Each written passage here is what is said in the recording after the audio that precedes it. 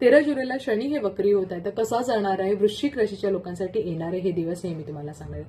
आता वृश्चिक राशीच्या 5व्या घरामध्ये शनी वक्री होते. 5वं घर हे तुमच्या मुलांचं दाखवलं जातं, शिक्षणाचं दाखवलं जातं आणि त्याचबरोबर प्रेमाचंही दाखवलं जातं. तर शनी वक्री असल्या कारणाने इथे तुम्हाला खूप साऱ्या गोष्टी पाहायला मिळते. मुलं जी असतील, स्टुडंट असतील, तर त्यांना अभ्यासामध्ये थोडासा त्रास होईल, खूप कष्ट घ्यावे लागतील, अभ्यास खूप करावा लागेल, एकाग्रता थोडीशी कमी असेल त्यामुळे एकाग्रतेला थोडासा फोकस करावा लागेल, अभ्यास खूप करावा लागेल, कारण इथे बसून आळशीपणा खूप येईल. त्यामुळे ज्यांची एक्झाम असेल त्यांनी नक्कीच प्रयत्न करा, जास्त अभ्यास करा, नक्कीच तुम्हाला चांगले परिणाम पाहायला मिळतील. आता इथे बसून एक लक्षात घ्या की 7व्या घराकडे सुद्धा दृष्टी आहे, त्यामुळे तुमचे मिस्टर असतील किंवा तुमच्या वाईफ असतील, तुमचे पार्टनर जे कोणी असतील त्याच्याकडनं थोडंसं प्रॉब्लेम होऊ शकतो, लाईक आजारी पडू शकतात. त्यामुळे त्यांच्या प्रकृतीची काळजी घेणे हे गरजेचे आहे.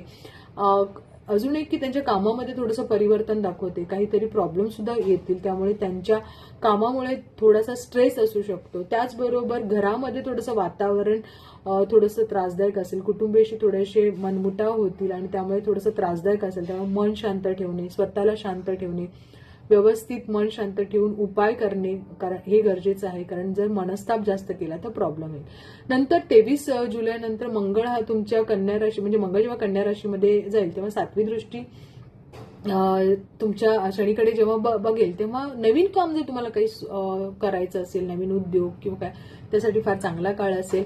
कारण मंगळ हा ऊर्जा आहे आणि शनीला ऊर्जा जास्त लागते, कारण शनी थोडा स्लो प्लॅनेट आहे. त्यामुळे यावेळेला तुम्ही जर नवीन काम सुरू करणार असाल त्यासाठी फार चांगला असेल. तसा हा योग चांगला आहे. मन शांत ठेवून सगळ्या गोष्टी जर नीट केल्या, उपाय नीट केले, तर नक्कीच वृश्चिक राशीच्या लोकांसाठी येणारे दिवस चांगले जातील. मुलांची प्रगतीही तुम्हाला पाहायला मिळेल, चांगल्या गोष्टी होतील. काही लोकांचा जर शनी खराब असेल तर मुलांचे आजार पण थोडेसे असतील, त्यामुळे मुलांकडेही लक्ष देणं जास्त गरजेचं आहे. उपाय